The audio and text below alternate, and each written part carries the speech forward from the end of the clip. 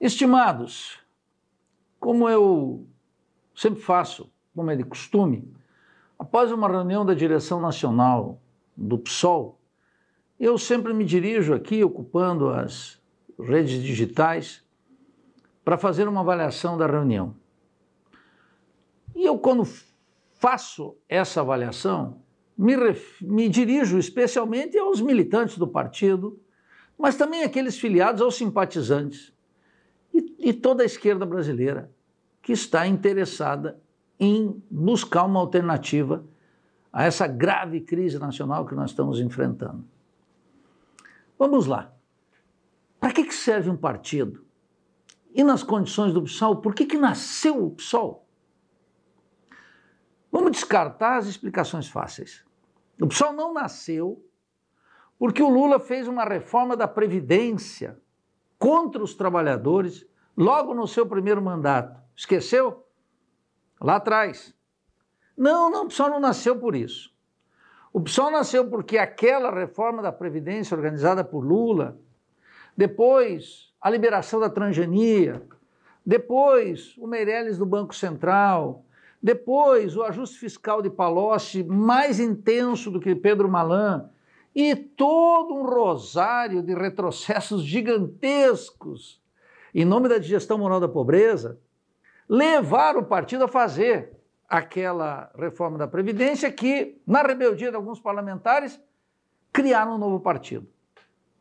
Criar um partido é relativamente fácil, a despeito das dificuldades, do que afirmar um partido como um partido socialista, um partido numa hora particularmente difícil brasileira. O desafio não estava, portanto, visto em perspectiva histórica, em fundar um partido, mas em afirmá-lo como uma alternativa revolucionária para a sociedade brasileira, numa lógica das situações extremas cada vez mais clara para todo mundo. Foi por isso que o PSOL nasceu. O PSOL nasceu, portanto, não de uma costela do PT. O PSOL nasceu do fracasso histórico do PT em parir uma alternativa para os trabalhadores nas condições de um país dependente e subdesenvolvido. Não importa o que seus dirigentes pensavam, nasceu historicamente para essa função. E é preciso reconhecer, se quisermos sair do atoleiro, fracassou rotundamente, se incorporou à ordem burguesa como mais um partido da ordem, filiando e reforçando uma tradição da esquerda liberal no Brasil. De tal maneira que nós temos um quadro hoje muito claro, uma direita liberal e ultraliberal, e de outro lado uma esquerda igualmente liberal, que supõe que pode, nos marcos dessa ordem burguesa, superar os graves problemas de pobreza, de violência, de miséria e de todos os males que nós conhecemos no país, típicos de um país subdesenvolvido e dependente. Não pode. Mas não é porque eu não quero, não é porque eu não gostaria, porque está provado na história brasileira e latino-americana que isso é rigorosamente impossível. E é em função desse fracasso histórico do PT, cujo epílogo foi a destituição da Dilma, em que seus líderes e o partido não convocaram o povo para enfrentar aquilo que cinicamente chamam de golpe, na crença de que em 2018 voltariam e que Lula seria o novo presidente da República, que o PSOL deveria ter entendido aquela trama e, obviamente, oferecido cada vez com maior consistência uma alternativa à esquerda, no terreno partidário, no terreno das eleições, no terreno da disputa pelo voto. E, sobretudo, no terreno intelectual e programático, que é para, finalmente, o que serve um partido. Um partido não serve para sustentar e eleger deputados, vereadores e prefeitos. Isso os partidos burgueses fazem. Um partido comprometido com o socialismo, que tem sob o seu lema socialismo e liberdade, tem que afirmar uma alternativa de revolução brasileira aqui e agora, de socialismo e liberdade. Se quisermos honrar e sermos minimamente consequentes e honestos, política e intelectualmente, com aqueles que nos escutam e com nossas próprias alternativas. Eu faço esse preâmbulo porque a reunião do Diretório Nacional desse fim de semana reafirmou uma lógica de um partido fechado sobre si mesmo. Durante o último ano, podem recorrer a outros vídeos. Eu tenho estado aqui pedindo que o partido se abra. O que era abrir o partido?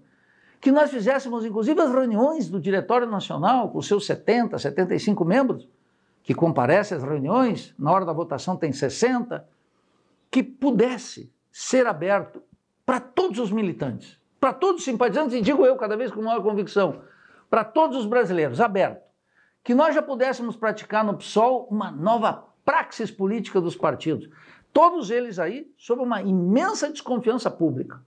Imensa desconfiança pública, que se manifestou nas eleições de 18 e vai se manifestar de novo nas eleições de 22. Mas não só nas eleições, no cotidiano, partidos esvaziados, sem vida intelectual intensa, sem participação política massiva, mostra que antes do processo eleitoral, os partidos já exibem suas misérias, seus limites, seus fracassos, contra os quais uma reunião do Diretório Nacional teria que lutar. Pois bem, a despeito de sucessivas propostas para que você aí que está no outro lado pudesse tornar obsoleta essa minha avaliação e pudesse, com seus próprios olhos e ouvidos, assistir às reuniões do Diretório Nacional, invariavelmente, a hegemonia liberal de esquerda que domina o partido, expresso na primavera, e também a oposição, liderada pelo MES, fecham o partido, não querem, votaram sistematicamente contra abrir o partido. O resultado está sendo visto agora. Também por uma decisão absolutamente equivocada, para dizer o mínimo. O partido está realizando, no meio dessa pandemia, suas plenárias. Invariavelmente plenárias esvaziadas e limitadas porque são feitas de forma remota. Qual é, meu estimado filiado ao PSOL, simpatizante, ou você que está aí atento, buscando uma saída nos partidos políticos, qual é a exigência de um congresso agora e por que não em janeiro, fevereiro do ano que vem? Quando nós já teremos aí, segundo todas agora as análises, já teremos quase 90% ou 100% do nosso povo vacinado. Qual é a exigência de um Congresso agora que não só não expressa vitalidade, como exibe a pobreza intelectual e política do partido a despeito do interesse militante daqueles que vão, na sua grande maioria, já afiliados à corrente, já assessores de deputados, já candidatos, reproduzindo todos os erros petistas sem as virtudes originárias que o PT teve lá no combate contra a ditadura. Eu sei que é dura avaliação, mas é hora de colocar os pingos no is sempre, como nós sempre fizemos. O partido sai mais dessa reunião do Diretório Nacional reafirmando um calendário de congresso sob condições remotas. Segundo, não define algo fundamental. Como é que um partido que quer discutir seriamente com o povo brasileiro não afirma categoricamente a sua vontade de ter um candidato e um programa anticapitalista, antiimperialista, socialista e revolucionário aqui e agora, sob essas condições? Eu não estou propondo pegar o Manifesto Comunista do Marx e publicar. Eu estou propondo, sob as condições brasileiras de uma crise imensa, que o partido também não tem um diagnóstico, rigorosamente não tem. Eu busco com atenção, leio todas as teses estaduais, as teses nacionais, e na sua grande maioria, sem nenhum ar professoral e sem nenhuma arrogância, digo isso, pobre nas suas análises. Um conjunto de males e críticas pela metade, sem uma leitura do desenvolvimento capitalista no Brasil e as novas condições impostas pela emergência de um capitalismo independente e rentístico, que não poderia abrigar nenhuma ilusão, nenhuma, sob as antigas propostas desenvolvimentistas ou neodesenvolvimentistas.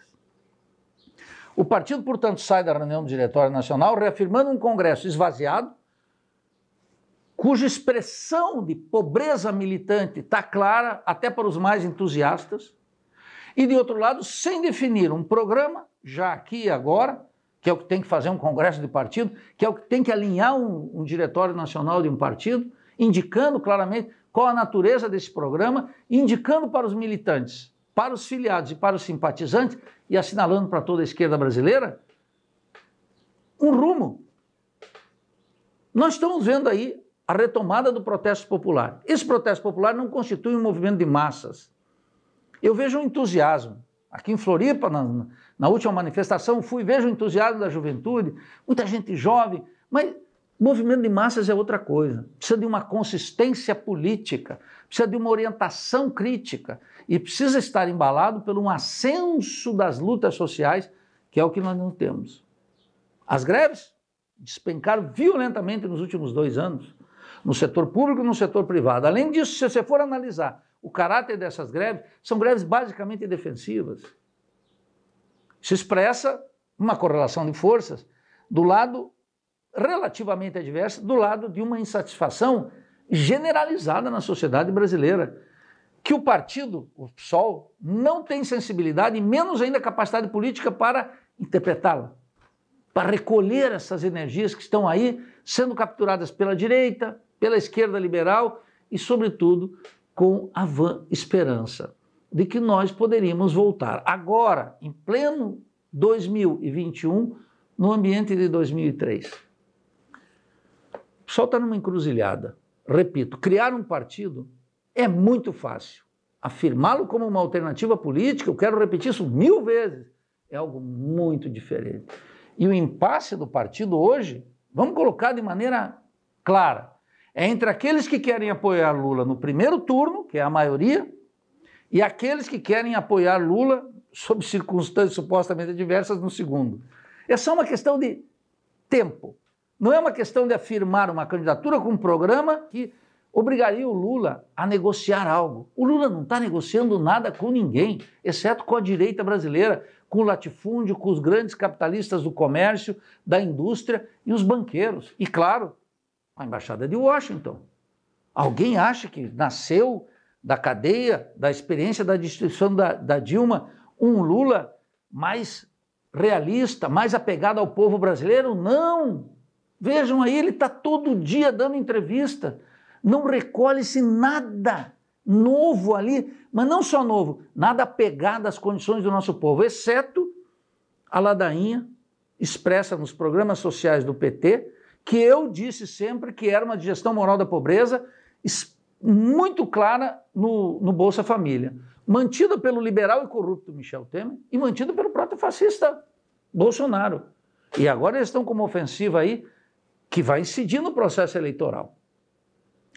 O PSOL, portanto, sai dessa reunião do Diretório Nacional desarmado, reafirmando, portanto, um calendário do processo congressual que é verdadeiramente um bloqueio à participação da maioria dos seus filiados, dos simpatizantes e do povo brasileiro que poderia ter interesse. E segundo, adiando uma decisão que para a maioria está clara. Por que não se decidiu ainda? Bom, nós estamos vendo já, né?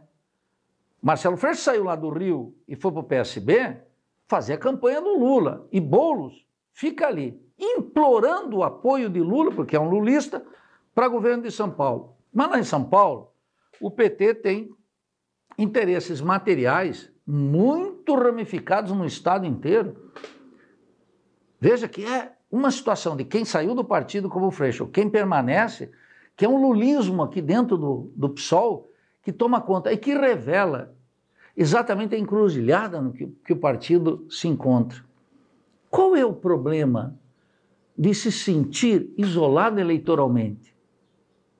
Que cretinismo parlamentar tomou conta do partido que faz com que um deputado federal, a eventualidade de um senador e a possibilidade remotíssima de um governador cancelem a necessidade de uma alternativa partidária, radical, de esquerda, apegada a uma leitura da realidade e em comunhão com o futuro de rebeldia das classes trabalhadoras que, sobre o impulso de reformas capitalistas aprovadas por Paulo Guedes, e com uma coesão burguesa completa, a burguesia em uníssono, apoiando as reformas de Paulo Guedes, que todas elas transformam o desenvolvimento capitalista periférico nesse desenvolvimento capitalista periférico rentista, dependente de alta voltagem.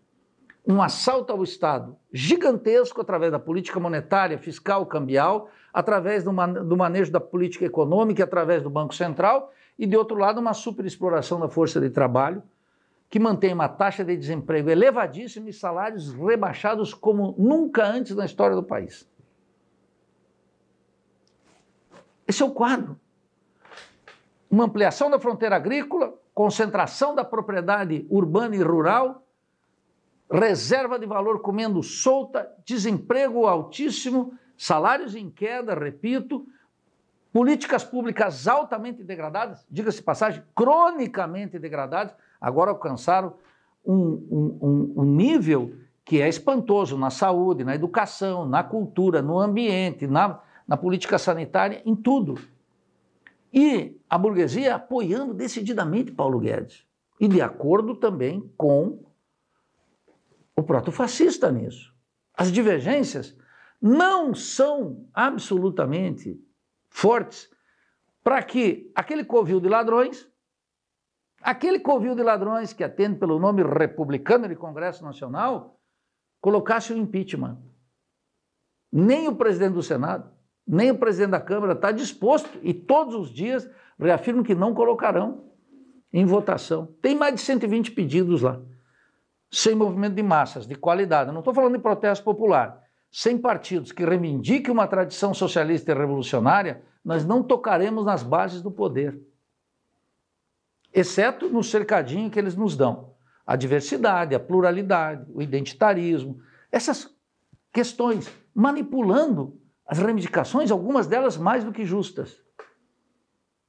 A República, enquanto isso, apodrece. E nós reproduzimos a lógica de 2018. A esquerda liberal, na defesa abstrata da democracia e das virtudes de uma república burguesa apodrecida. E, do outro lado, as forças de direita, encabeçada por um proto-fascista, que não vacila em matar o povo brasileiro, seja pela política sanitária ou pela política econômica, não vacila em atacar o sistema. E nós estamos reproduzindo uma lógica para 2022, mas no cotidiano desde hoje, em que a direita ataca o sistema político, a república burguesa em crise, e a esquerda liberal hegemonicamente defende suas instituições como se fossem instituições dignas de defesa. Olha o impasse histórico em que nós nos metemos. E que, a despeito das advertências e das evidências e dos fracassos, um atrás do outro, todas as resoluções do Diretório Nacional não duraram, do PSOL, não duraram um mês de vigência, foram revogadas pelos fatos. Rigorosamente revogadas pelos fatos. Mas a convicção da esquerda liberal que domina o nosso partido atua de maneira absolutamente cega, aprofundando o desastre. Essa é a situação, a avaliação que eu gostaria de dizer para vocês, expor que lutei durante todo esse período que estive no Diretório Nacional pela abertura do partido. Todo mundo fica elogiando, né, o Instagram, o YouTube, o Twitter, etc. E a possibilidade que nós podemos gravar e divulgar as coisas. O partido, quando se reúne, se fecha. Pode. Isso obedece a uma lógica política que não percebe que o debate público está lá na frente e que os partidos que deveriam estar atuando na vanguarda disso, sobretudo num partido que tem como lema o socialismo e a liberdade, continua pegado aquelas formas de lutas, das tendências, dos pequenos acordos que conduzem, ao fim e ao cabo, o partido em unidade, para o desastre político. Para aquele mesmo desastre que levou o fracasso histórico do PT, de Lula, de Dilma e de seus governos miseráveis. Essa república apodrecida não começou com Michel Temer e nem com Bolsonaro. A podridão da república vem de longe, foi administrada de maneira conveniente pela esquerda liberal durante muito tempo. Tarde demais para não perceber isso, para não fazer uma ruptura agora, porque cada dia será mais adverso para nós. A bandeira da Revolução Brasileira segue aí. Muitos a empunham hoje, de maneira muito clara e decidida, sem vacilação, a despeito de parecer que estamos caminhando num deserto. A história ensina, meus camaradas, que as revoluções, aquelas que pareciam absolutamente impossíveis ontem, repito, amanhã podem se tornar necessárias. E as forças que para parir uma revolução pareciam não ser desse planeta, desse mundo, amanhã se manifestam nas ruas.